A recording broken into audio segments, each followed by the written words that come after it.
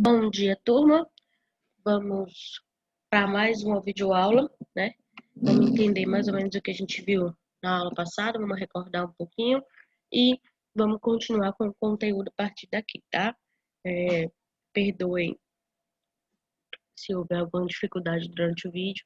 Eu estou um pouco gripada e isso pode atrapalhar um pouco, tá? Mas vamos lá. Na aula passada, nós conhecemos boa parte das glândulas que compõem aí o sistema endócrino, né? A gente viu a tireoide que funciona a partir do TSH, que é o hormônio estimulante da tireoide, que é produzido e liberado lá pela hipófise. E vimos que a tireoide vai secretar dois hormônios que vão ser responsáveis pelo metabolismo do nosso corpo, né? Que é o T3 e o T4, né? A triiodotironina e a tiroxina. Nós também vimos o significado de hiper e hipotiroidismo, onde em uma produção acontece de forma excessiva e no outro a produção é insuficiente, tá? No hipertiroidismo a gente tem a produção excessiva desses hormônios da tireoide, enquanto que no hipotiroidismo a gente tem aí a produção insuficiente. Nós vimos também que as paratireoides, né, são 4 pequenas glândulas que vão ficar ali na parte posterior da tireoide e elas vão produzir o paratormônio, que é um hormônio que vai regular a quantidade de cálcio no sangue. A gente conheceu ainda as glândulas suprarrenais, que vão ser divididas aí em duas partes, né?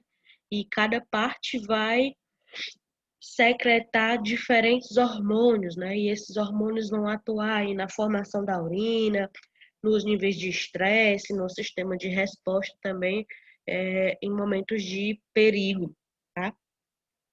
Por fim, a gente conheceu o pâncreas, né? Que é uma glândula que desempenha funções endócrinas e exócrinas, produzindo aí a insulina e o glucagon, que são hormônios que vão atuar na quantidade de glicose que a gente tem no sangue, tá? E o suco pancreático, que vai estabelecer aí a sua função exócrina, tá bom? A partir daqui a gente já vai conhecer as glândulas sexuais e também a gente vai conhecer algumas glândulas exócrinas, tá? Já pega aí papel e caneta que a gente já vai começar o conteúdo dessa aula.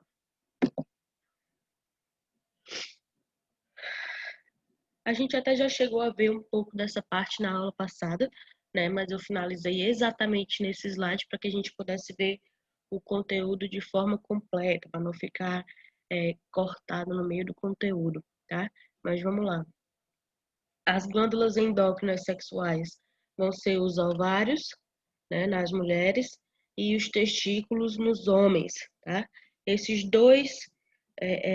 duas glândulas vão ser estimulados pelos hormônios produzidos lá no hipotálamo, né?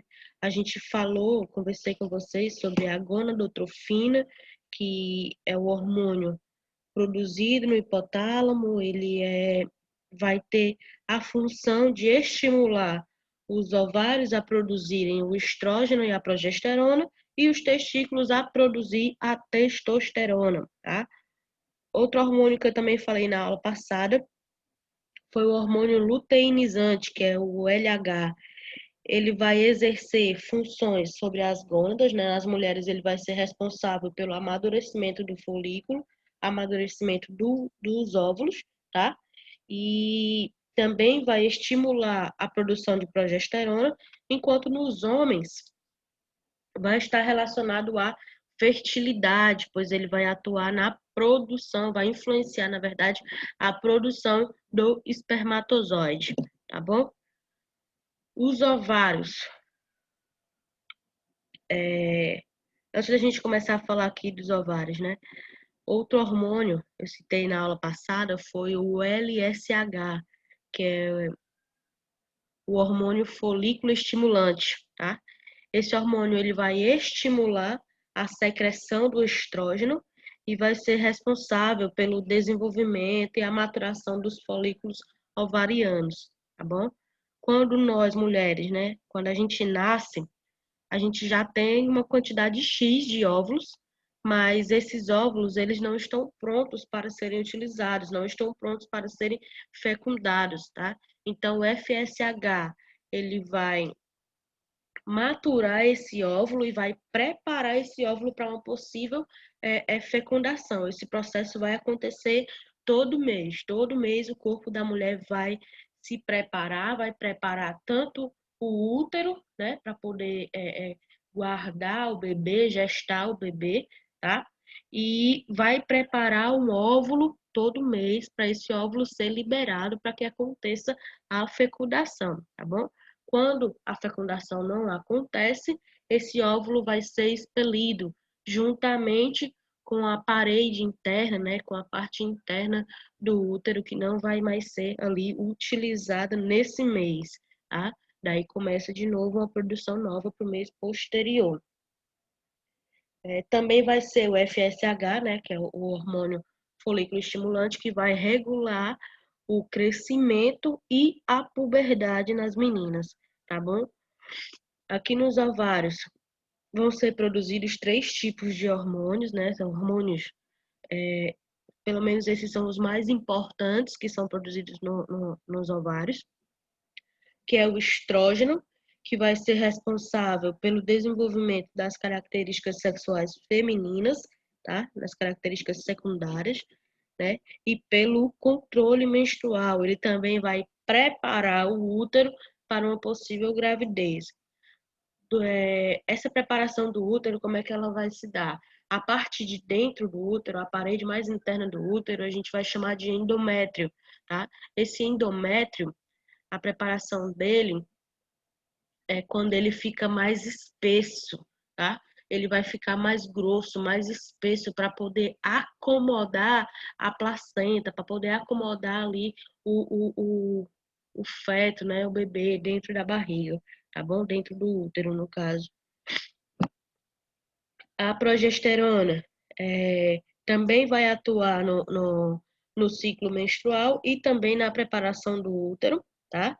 E a relaxina, esse hormônio, ele só vai ser produzido durante o parto, no momento do parto, tá? Na verdade, só vai ser secretado no momento do parto e ele vai ter a função de amolecer as articulações pélvicas para facilitar o parto, tá certo? O testículo, ele é, na verdade, uma glândula mista, tá bom? Porque ele vai produzir a testosterona e também vai produzir o espermatozoide, né? A testosterona vai garantir a ele a função endócrina, enquanto a produção do espermatozoide vai garantir a função exócrina, tá? E a testosterona, no caso, que é o hormônio que é produzido no testículo, vai ser o hormônio responsável pelo aparecimento das características masculinas, né? E no caso seria o aumento, né, da quantidade de pelos, as modificações na voz, né, o aumento da massa muscular, o aumento também do metabolismo ósseo, cerebral, ele vai ter também funções hepáticas, tá? E a função de inibir a adipogênese. A adipogênese, no caso, é a formação da gordura corporal, tá? Então, a testosterona vai atuar nesse sentido, né? De aumentar a massa muscular e de diminuir a formação de gordura corporal nos homens, tá bom?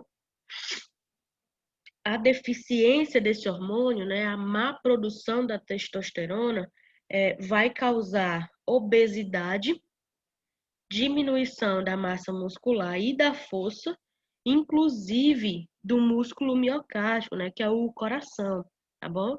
Também pode causar ginecomastia, que é quando isso acontece muito ali no momento da puberdade mesmo, quando o homem ele tem um desenvolvimento mamário irregular, né, quando ele desenvolve mamas um pouco maiores, né, o aumento das mamas mesmo, e pode causar também o diabetes tipo 2 e a depressão, tá? Então é preciso ter um cuidado, é preciso ficar atento aos alguns sintomas que podem surgir quanto à desregulação da testosterona e realizar exames que possam diagnosticar essa falta da produção ou a produção exagerada. O timo, ele vai ter uma função endócrina, tá? Que é a produção do hormônio timosina. Esse hormônio não está descrito no slide, então anote. Timosina, tá? Timosina, que vai estimular aí a maturação dos linfócitos T. Os linfócitos T, eles são anticorpos que são produzidos na medula óssea e são armazenados no timo. O timo vai liberar a timosina, que vai maturar os linfócitos T e depois vai secretar os linfócitos T na corrente sanguínea para cumprir aí o seu papel de anticorpo, tá bom? Só para a gente entender aqui, essa secreção dos linfócitos T só vai acontecer quando o nosso corpo reconhece algum agente danoso, tá? Dentro do corpo. Ele não vai ficar secretando aí linfócitos T à torta e à direita. Ele só vai secretar quando existe algum perigo, tá certo? Vamos começar aqui sobre as glândulas exócrinas. Tá? Na verdade, eu só coloquei algumas das glândulas exócrinas aqui. A gente tem outras, tá bom? Mas vamos começar aqui com elas, né? A gente conversou na aula passada, eu falei sobre isso na aula retrasada também, que as glândulas exócrinas, né, são glândulas que vão eliminar substâncias dentro de uma cavidade do corpo ou vão jogar substâncias para fora do corpo, né? As glândulas lacrimais, elas vão ficar aqui na borda superior, tá? Das órbitas. Elas são compostas por células serosas, né? São formadas aí por células serosas. E a parte secretora, ou seja, os ductos, né, são repletos de células epiteliais que vão produzir uma solução salina que a gente vai chamar de lágrima, né, que é bastante conhecida e quem já chorou, que no caso é todo mundo, né, já deve ter sentido o sabor da sua lágrima e sente realmente esse sabor salgado, tá? A lágrima é um líquido pobre em proteínas, ou seja, não tem proteínas, ou quase não tem, e contém apenas uma única enzima, que é a lisozima. É outra enzima, tá? Que também não está no slide. Então, anote. Lisozima. Lisozima, tá? Essa enzima ela vai ser responsável por digerir a cápsula das células bacterianas, ou seja, ela vai matar as bactérias, tá? As nossas lágrimas possuem uma enzima que vai fazer o papel de matar as bactérias que se aproximam aí do nosso globo ocular, tá bom? Então, as lágrimas, elas vão possuir três funções, tá?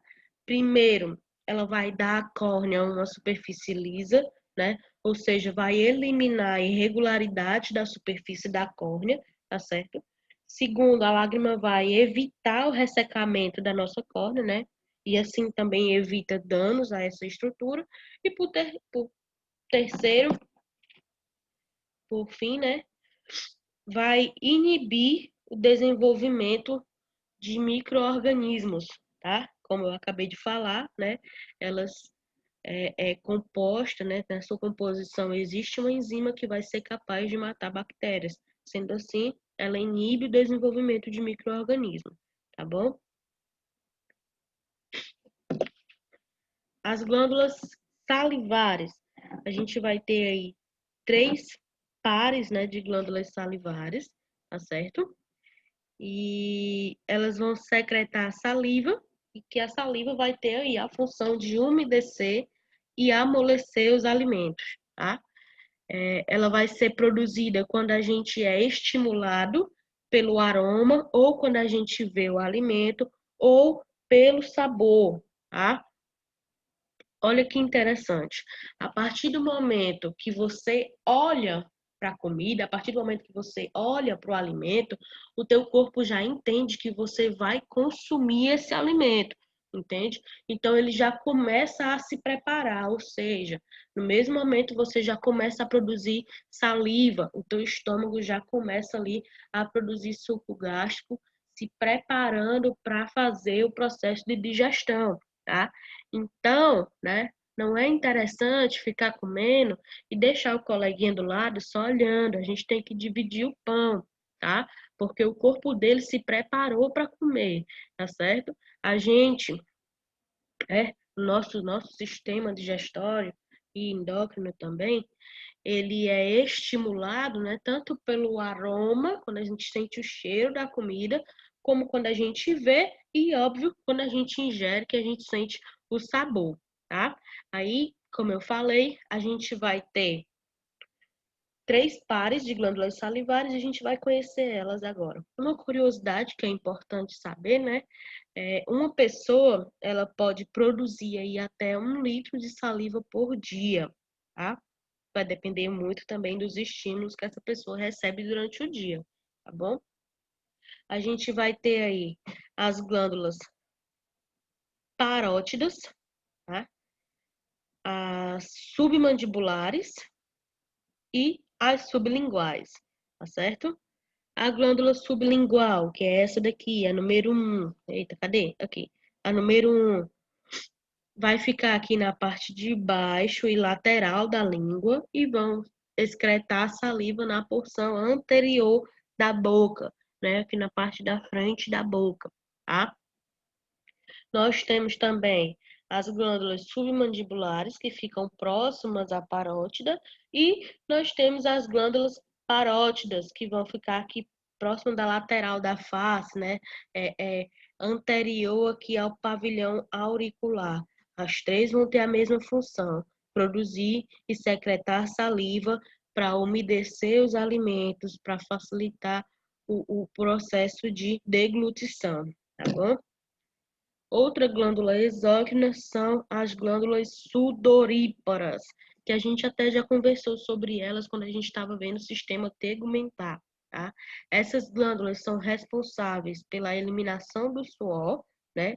E como fazem a eliminação do suor, também são responsáveis pela termorregulação do corpo, ou seja, por manter a temperatura corporal, tá? Essa glândula vai ser dividida em 2 porções. A porção secretora, que é essa parte de baixo, tá bom? Que é, na verdade, esse emaranhado, né? Enrolado de tubo aqui, tá? Que vai ser responsável justamente pela produção do suor, e a parte condutora, que é esse tubo aqui já estiradinho, tá certo? Que é basicamente um canal, né? E vai transportar esse suor para fora do corpo, tá bom? Existe ainda as glândulas mamárias. Cada mama, ela vai ser formada aí por aproximadamente 15 a 25 lobos. Tá? Lobos são essas estruturas aqui. E cada lobo desse corresponde a uma glândula, tá certo? Cada uma dessas glândulas vai secretar o leite pela parte secretora, que é justamente essa parte mais grossa aqui do lobo, tá? E vai transportar o leite até o mamilo, tá bom? Lembrando que a produção do leite, ela é estimulada pelo sugar do bebê, tá? Quanto mais o bebê suga, mais é produzido, tá bom? Isso vai ser feito, né, por efeito da prolactina, que é um hormônio produzido lá pela hipófise, tá bom? Isso vai ser a produção do leite, vai acontecer dessa maneira. Já a liberação do leite, olha, preste atenção, o leite vai ser produzido aqui, na glândula mamária, tá certo? E essa glândula ela vai se esticar aqui até o mamilo. Enquanto a gente tá, né, sob efeito do sugar da criança e da prolactina, a gente produz o leite aqui na glândula mamária. Mas esse leite só vai ser liberado para sair da mama por causa do efeito da ocitocina, tá? Que foi um dos primeiros hormônios que a gente conversou, tá bom? Que é produzido lá no hipotálamo e que é armazenado na hipófise, tá? Aqui a gente finaliza o assunto sobre o sistema endócrino e a gente já começa outro sistema, que é o sistema reprodutor masculino, tá?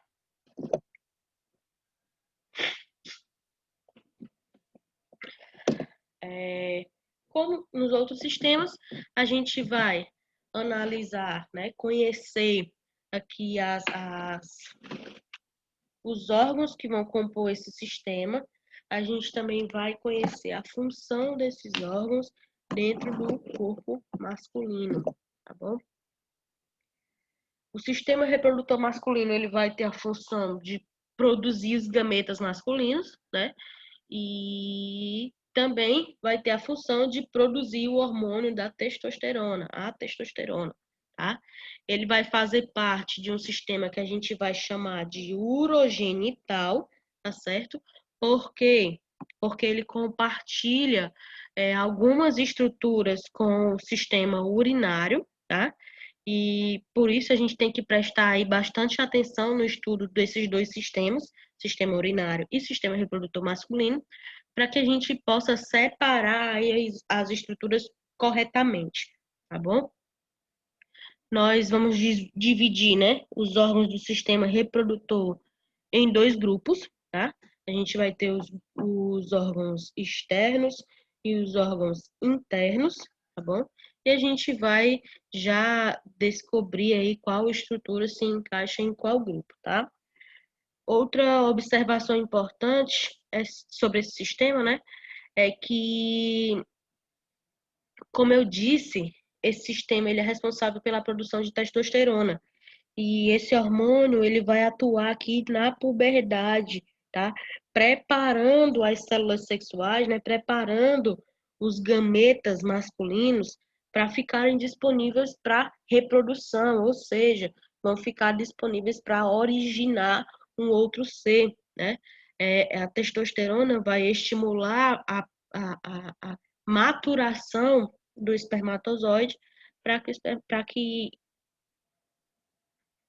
no caso, esse homem, esse gameta aí, né, tenha essa função de reprodução, tá? Como eu falei, né, o sistema reprodutor masculino vai se dividir em órgãos internos e externos, tá? Os órgãos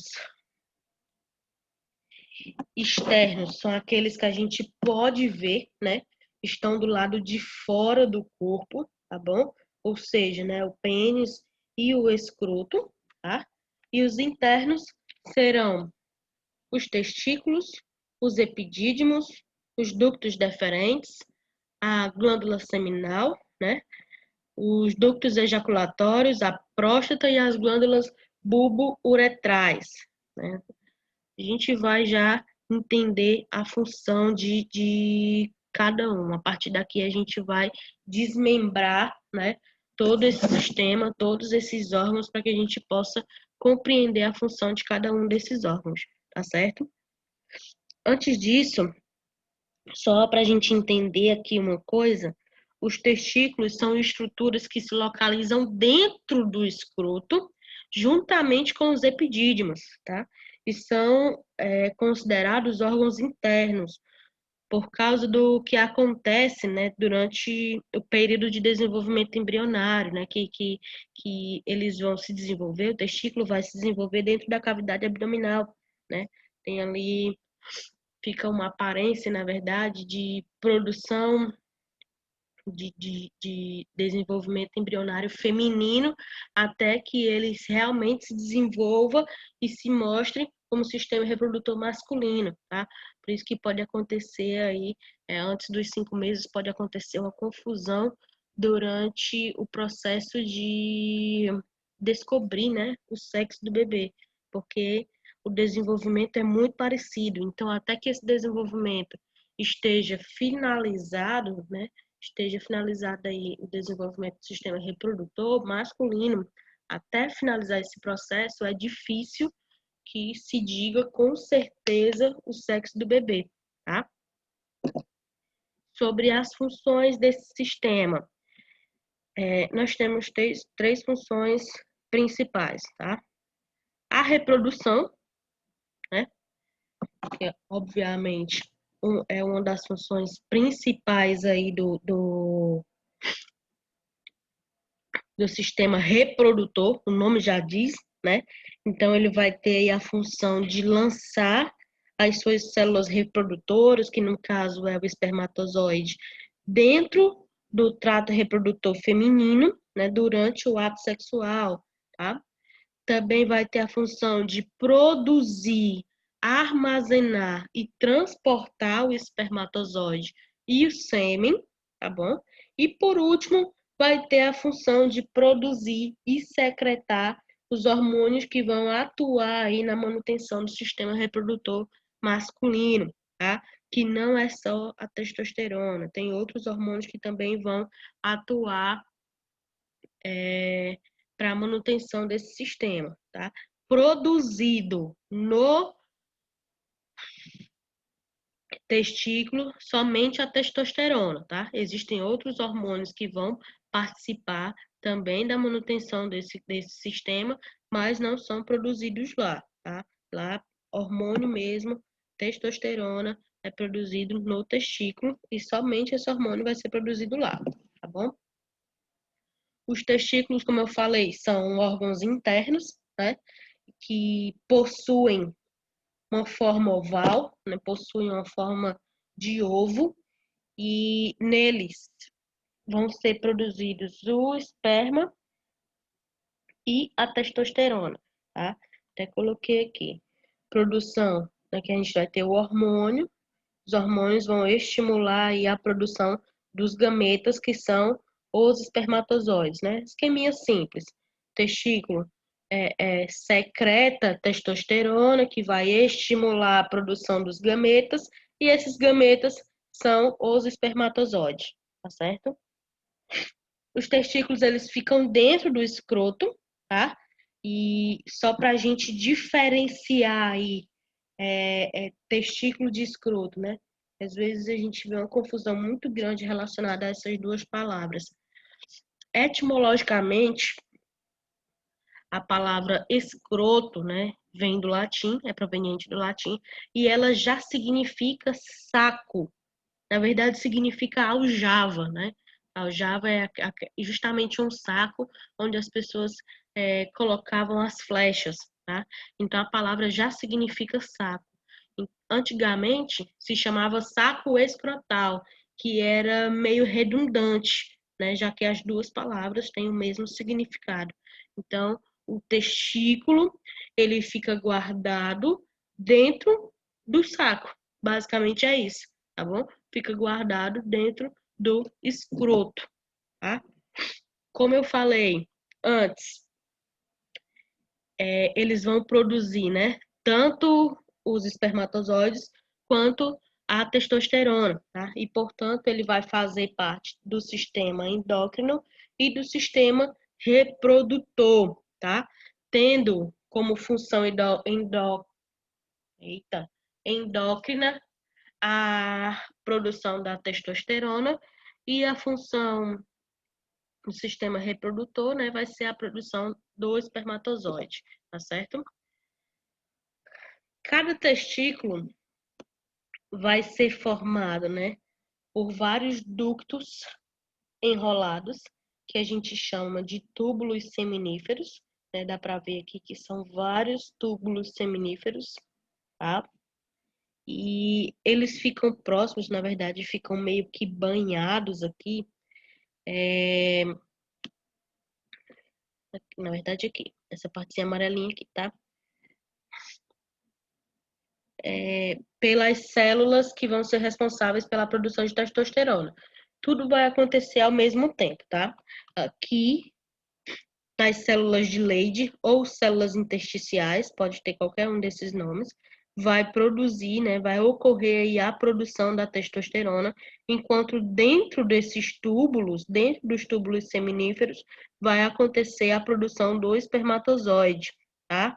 Os túbulos seminíferos, eles vão se abrir aqui, tá certo? Formando essa rede testicular, tá? E o espermatozoide vai passar pela rede para poder se direcionar aqui para o epidídimo, tá? Vamos lá.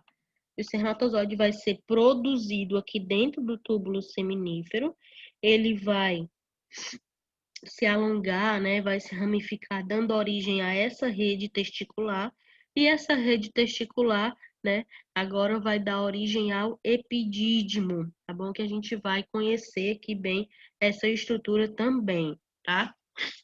Os túbulos seminíferos, eles ficam aqui rodeados, né, pelas células de Leydig ou células intersticiais, é a mesma coisa, tá bom? E essas células vão ser responsáveis pela produção de testosterona, ok? Não ficou claro? Você pode enviar suas dúvidas para o e-mail do qual a gente já conversou, né? Que é o dúvidasprofmarinho@gmail.com, tá? Aí, agora que a gente já viu que o testículo produz o espermatozoide, a gente vai entender aqui a função do espermatozoide, né? O que é o espermatozoide e a função dele no organismo, tá? Como eu já falei, o espermatozoide vai ser produzido dentro dos testículos e esse processo vai acontecer nos túbulos seminíferos, né? Isso a gente já falou, já entendemos, tá? Esse processo vai se dar por meio das células germinativas. Essas células germinativas ficam lá dentro dos túbulos seminíferos, tá? E a gente vai chamar essas células de espermatogônias, tá bom? No interior dos túbulos seminíferos vai existir essas células, tá? Aqui, elas aqui anotadinhas, ó. Espermatogônias. Também dentro dos túbulos seminíferos vão existir outro tipo de células, que são as células de Sertoli. Elas vão ser responsáveis pela produção, né, e pela secreção de nutrientes que vão servir para manter o espermatozoide, tá? É importante que a gente saiba que o processo de produção do espermatozoide vai se chamar de espermatogênese, tá bom? E que vai acontecer aí durante a puberdade, né? E permanece acontecendo até o fim da vida do indivíduo, tá? O homem, ele produz gametas a partir da puberdade até morrer, tá? Então, vamos organizar aqui da seguinte forma. A testosterona é secretada pelas células de Leydig, a gente viu aqui, tá certo? O hormônio luteinizante, o LH, produzido lá na hipófise, vai estimular as células de Leydig, tá? Que aí vão fazer com que elas produzam a testosterona, tá certo? O LSH, que é o hormônio folículo estimulante, também produzido lá na hipófise, vai estimular as células de Sertoli, né, a produzirem os seus nutrientes para dar sustentação ao espermatozoide. O GH, que é o hormônio do crescimento, que é produzido também lá na hipófise, ele vai ter a função aí de fazer na verdade, estimular, né, a divisão celular, né, aqui nas espermatogônias, tá? Ele tem aqui a célula já está pronta, lá espermatogônio, e o GH vai agir estimulando, né, a divisão celular para que se origine o espermatozoide, tá certo? Durante a vida, o homem vai ser capaz de produzir milhões de espermatozoides, tá? Em cada ejaculação, ele vai liberar aproximadamente, né, aqui de 100 a 500 milhões. Esse número vai variar, né, segundo aí a duração da abstinência prévia, tá? Vai depender do tempo em que ele passa sem ejacular, tá certo? Cada espermatozoide é uma célula microscópica, vai ter aí cerca de 0,05 milímetros, então é muito pequena, tá? Sobre a estrutura anatômica do espermatozoide, vai ser dividida em 3 partes principais, tá? Que é a cabeça, toda essa região aqui, o colo, que é essa região, e o flagelo, né? A cauda, tá? A cabeça, que é essa parte aqui de cima, é o local onde vai ficar localizado o núcleo, tá certo? E o núcleo vai ser responsável por carregar as informações genéticas. Como assim? Ele vai poder carregar cromossomos X ou Y. E o óvulo, né, que é o gameta feminino, que também vai participar da fecundação, ele carrega apenas cromossomos X. E é assim que as células do espermatozoide e do óvulo se combinam para formar um zigoto, tá? O zigoto é uma nova célula que vai surgir a partir da combinação do espermatozoide com o óvulo, tá certo? E eles vão poder ter, né? No caso, o zigoto vai poder ter o cromossomo X e Y, que veio, por exemplo, o Y aqui do espermatozoide, e o X, que veio lá do óvulo, ou também vai poder ter 2 cromossomos X, né? Aí, para a gente entender aqui, deixar bem simples. Se a combinação do espermatozoide com o óvulo resultar em 2 cromossomos X, significa que o sexo do bebê, né, vai ser feminino, significa que vai ser uma menina, tá? Se a combinação resultar em X e Y, vai ser menino. Espero que tenha dado para entender, tá? Se não deu, eu vou explicar de novo aqui só para deixar bem clarinho. Vamos lá. O espermatozoide ele pode carregar cromossomos X e Y, enquanto o óvulo ele só carrega cromossomo X, tá? O espermatozoide vai fecundar o óvulo, levando o cromossomo X, e o óvulo está trazendo outro cromossomo X. 2 cromossomos cromossomos X vão resultar em um feto do sexo feminino. Agora, quando o espermatozoide leva um cromossomo Y e o óvulo está trazendo um cromossomo X, né? A gente vai ter aí um feto do sexo masculino, tá? Se você ficou com dúvida, fica tranquilo, porque eu vou falar sobre isso de novo na aula que vem, tá? Já que o nosso tempo acabou de finalizar, tá certo? Eu vou falar isso de novo, mas se tem dúvida, já pergunta lá no e-mail que eu vou estar pronta para responder, tá certo? Até a próxima, gente. Tchau, tchau.